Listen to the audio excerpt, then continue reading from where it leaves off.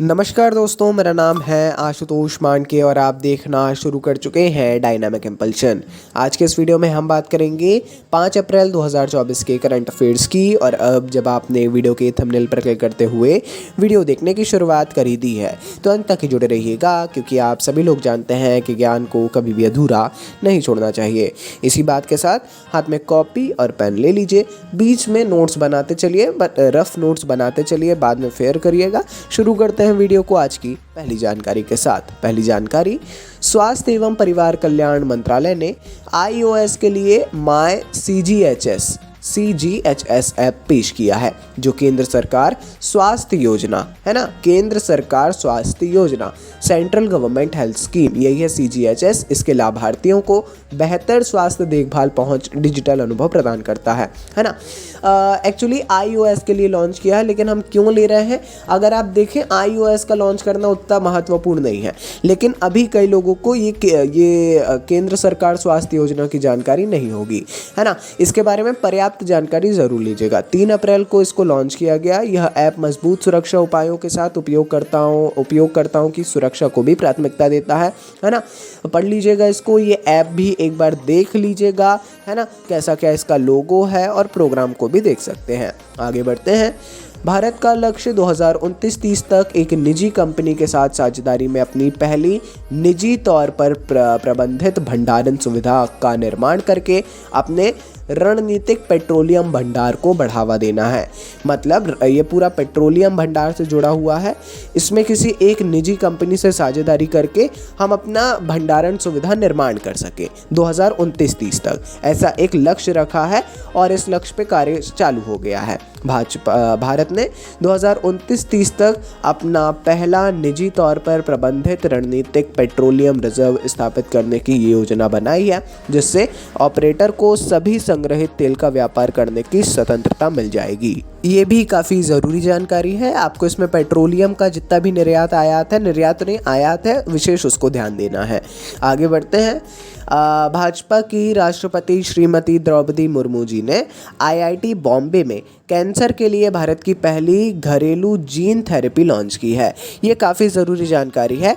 हाल ही में राष्ट्रपति द्रौपदी मुर्मू जी ने IIT बॉम्बे में एक कैंसर के लिए भारत की पहली घरेलू जीन थेरेपी, जो जीन्स की थेरेपी है, उसको लॉन्च किया है। CAR-T सेल थेरेपी इसका नाम है।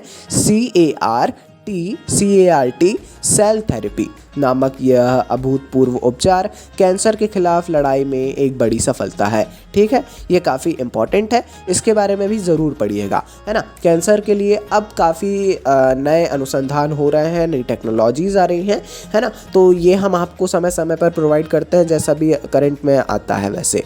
आगे बढ़ते हैं।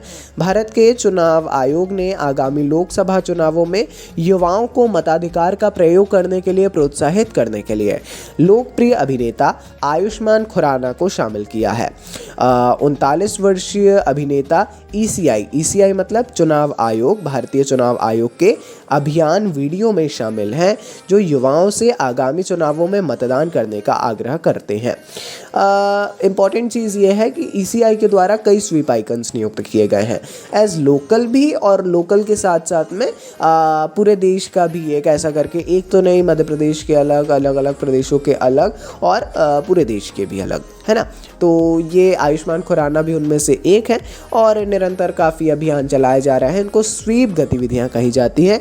ज़रूर पढ़ लीजिएगा स्वीप गतिविधियों के बारे में। आगे बढ़ते हैं। भारतीय प्रतिस्पर्धा आयोग ने max life insurance company limited में हिस्सेदारी के प्रस्तावित अधिग्रहण के लिए एक्सिस बैंक को मंजूरी दे दी है। सबसे पहले तो भारतीय प्रतिस्पर्धा आयोग के बारे में आपको जानना है। अब max life insurance company limited में हिस्सेदारी अब एक्सिस बैंक करेगा, मंजूरी मिल गई है। इस रणनीतिक कदम का उद्देश्य मैक्स लाइफ के विकास पथ को बढ़ावा देना, इसके पूंजी आधार को मजबूत करना और सॉल्वेंसी मार्जिन को बढ़ाना है। काफ़ी इंपॉर्टेंट, ज़रूर इसके बारे में जानकारी ले लीजिएगा, ज़रूर थोड़े पढ़ लीजिएगा इसके बारे में। पर्याप्त रहने वाला है, उतना ज़्यादा नहीं पढ़ना है। हाँ, CCI के बारे में पढ़िएगा। ये जो है ना, एक बहुत ज़रूरी आयोग है, तो अगर इसके बारे में पढ़ेंगे तो ये पर्याप्त रहने वाली है जानकारी। ठीक है, आइए आगे बढ़ते हैं, देखते हैं अगली जानकारी को। अगली जानकारी SJVN पूर्व में सतलुज जल विद्युत निगम। इसने उन्नत भूवैज्ञानिक मॉडल के एकीकरण के माध्यम से सुरंग परियोजना के प्रदर्शन में क्रांतिकारी बदलाव लाने के उद्देश्य से भारतीय प्रौद्योगिकी संस्थान मतलब IIT पटना के साथ में एक रणनीतिक साझेदारी बनाई है। SJVN जो है सतलुज जल विद्युत निगम, जिसको इसको पहला इसका ये नाम था, है ना, इनने और IIT पटना ने दोनों ने ही पार्टनरशिप की है। किस लिए? ये है कि उन्नत भूवैज्ञानिक मॉडल के एकीकरण के माध्यम से सुरंग परियोजना के प्रदर्शन में क्रांतिकारी बदलाव लाने के उद्देश्य से। काफ़ी इम्पोर्टेंट जानकारी है, ये भी थोड़ा सा इसके बारे में भी पढ़िएगा, पर्याप्त रहने वाला है। बाकी ये थी आज के इस वीडियो की अंतिम जानकारी। जल्द ही लोकसभा चुनाव होने वाले हैं आपके क्षेत्र में, आपके लोकसभा क्षेत्र में कब चुनाव है ज़रूर डेट ध्यान रखिएगा। अपने मताधिकार का प्रयोग ज़रूर करिएगा। ये जानकारी आप एज एस्पिरेंट आपको करना है ना, एज एस्पिरेंट हो या एज अवेयर सिटीज़न हो, इसका अपने मताधिकार का प्रयोग हमें सदैव करना चाहिए। बाकी ये थी आज के इस वीडियो की अंतिम जानकारी। मिलते हैं अगले वीडियो में ऐसी ढेर सारी जानकारियों के साथ। नमस्कार, डायनामिक इम्पल्शन।